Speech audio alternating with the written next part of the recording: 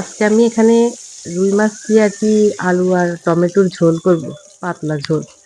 তো তার জন্য এখানে আমি আর কি রুই মাছটাকে আগে হলুদ আর মরিচ আর একটুখানি লবণ দিয়ে আর কি মাছটাকে তেলের মধ্যে ভেজে নিচ্ছি আর কি। কারণ হচ্ছে মাছটা ভেজে রান্না করলে বেশি ভালো লাগে আর কি আমার কাছে। কারণ ওই যে কষিয়ে যদি রান্না করতে যাই তাহলে মাছটা নরম হয়ে যাবে। এজন্য আমি আর কি ভেজে নিচ্ছি আগে থেকে। আলু দিয়ে রান্না করব। তো এখানে আজকে আমি ২ টা রুই মাছ আনছি একদম টাটকা, টাটকা, তাজা, তাজা। মাছগুলো একদম যেমন দেখতে সুন্দর ছিল আর খেতেও আসলে অসাধারণ লাগছে।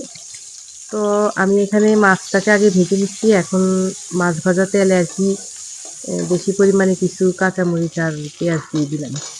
তো সাথে আমি অনেকগুলো নতুন আলু কেটে রাখছি সেগুলো ধুয়ে পরিষ্কার করে এখানে দিয়ে দিচ্ছি আরকি।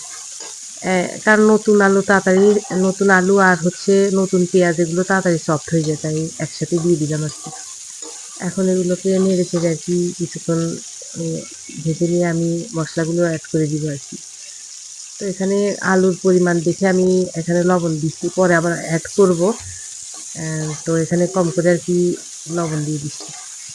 আমার কাছে এই এই যে মানে তাজা মাছ দিয়ে এরকম নতুন আলু, ধনেপাতা কুচি এবং টক টমেটো দিয়ে এম আলুর মানে পাতলা ঝোল করলে আমার কাছে অনেক বেশি ভালো লাগে। তো আমি তো প্রতি সিজনে এরকম আলু আসলে নতুন আলু আসলে এরকম রান্না করি আরকি মাঝে, মাঝে। তো এই তো এখানে আমি রসুন বাটা, আদা বাটা আর একটুখানি জিরা বাটা দিয়ে দিচ্ছি আরকি। সাথে এখানে গুঁড়া মসলা এড করে দিচ্ছি, হলুদের গুঁড়া আর হচ্ছে মরিচের গুঁড়া আর একটু ধনিয়ার গুঁড়া দিয়ে এটাকে নেড়েচেড়ে আমি একটু পানি দিয়ে আর কি আলুটাকে কষিয়ে নিব। উম এখানে নতুন আলুটা তাড়াতাড়ি সিদ্ধ হয়ে যায়, বেশিক্ষণ কষানো লাগবে না। তাও আমি মসলাটার গন্ধ যাওয়ার জন্য আর কি পানি দিয়ে একটু কষিয়ে নিব। তো এখানে চাইলে কেউ আলুর সাথে কোনো তরকারি, ফুলকপি অথবা মূলা এসব এড করতে পারেন আর কি। কিন্তু আমার কাছে মনে হচ্ছে যে আমি আজকে আলু আর টমেটোর ঝোলটা দিয়ে আজকে ভাত খাবো। মানে অনেক বেশি খেতে ইচ্ছে করছিল আর কি এরকম। তাই আর মাছের সাথে কোনো তরকারি দিলাম না। এখানে আমি আলু দিয়ে রান্না করি। তো এখানে আমি অল্প একটু পানি দিয়ে আর কি ওটাকে ঢেকে আমি কিছুক্ষণ রান্না করে নিই। আপনাদের কাদের, কাদের এরকম আলু টমেটোর ঝোল খেতে ভাল লাগে কমেন্টসে লিখতে পারেন।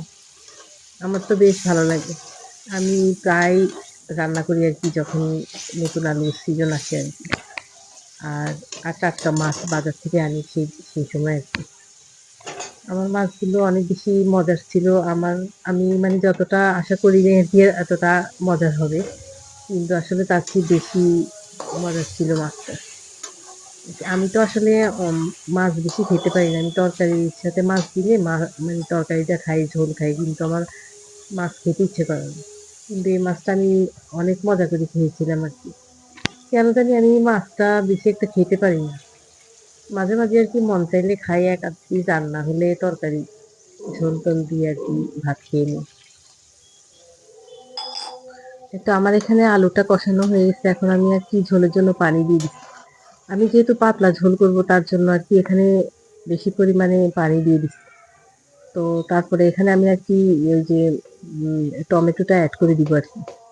তো তার জন্য আমি এখানে ৪-৫ টা টমেটো আর কি আগে থেকে কেটে নিয়েছিলাম সেগুলো আর কি এখানে দিয়ে দিব। তো আমি যেহেতু ওখানে লবণ কম দিছি তাই আমার মনে মনে হচ্ছে লবণ লাগবে। তাই আমি এখানে লবণও দিয়ে দিচ্ছি একটু আর কি। তো এখানে বেশি করে আমি টমেটো দিয়ে দিচ্ছি। এখন আমি ঢাকা দিয়ে আর কি টমেটোটা গলে আসা পর্যন্ত অপেক্ষা করব। তারপর আমি আগে থেকে ভেজে রাখা আর কি মাছগুলো দিয়ে দিব টমেটোর মধ্যে, আলু আর টমেটোর মধ্যে। তো এই তো এখানে আমার ঝোলটা আর কি বলক এসে গেছে। এখন আমি এখানে এই যে মাছগুলো দিয়ে দিচ্ছি আর কি। আগে থেকে যে মাছ ভেজে রাখছিলাম। তারপর ঢেকে আর কিছুক্ষণ রান্না করব। আমি পাতলা ঝোল রাখবো তো বেশিক্ষণ রান্না করব না। কিছুক্ষণ রান্না করে তারপরে এখানে আমি ধনেপাতা কুচি দিয়ে নামিয়ে নিই।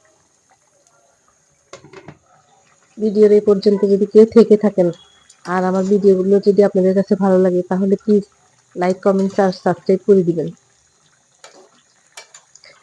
আসলে শীতের দিনে মানে যেই সবজি রান্না করেন না কেন শীতের যে সবজিগুলো আর কি অনেক বেশি ভালো লাগে। কারণ হচ্ছে শীতে আসলে নতুন, নতুন অনেক ধরনের সবজি আসে। মানে সবই আর কি রান্না করলে অনেক বেশি ভালোই লাগে শীতের দিনে। তো এটা আমি ভাতের সাথে গরম গরম সার্ভ করবো, ভাতের সাথেও ভালো লাগে। আবার দেখবেন আপনি যদি রুটি টুটি দিয়ে খেতে চান তাও কিন্তু অনেক বেশি ভালো লাগে। তো এই তো এখানে আমার ঝোলটা প্রায় কমে আসছে। এখন আমি এখানে বেশি করে আর কি ধনেপাতা কুচি দিয়ে দিচ্ছি, দিয়ে আর কিছুক্ষণ রান্না করবো, বেশিক্ষণ করবো না, যেহেতু আমি ঝোলটা রাখতে চাচ্ছি আর কি। তো এখানে ধনেপাতা কুচিটা দিয়ে ঢেকে আর কি 1 মিনিট রান্না করে তারপর নামিয়ে নেব। এইভাবে একবার রান্না করে দেখতে পারেন, আশা করছি অনেক বেশি ভালো লাগবে। তো ভিডিওটা এখানেই শেষ করছি, দেখা হবে নেক্সট কোনো ভিডিওতে। ততদিন পর্যন্ত আপনারা সবাই ভালো থাকবেন, সুস্থ থাকবেন। আল্লাহ হাফেজ।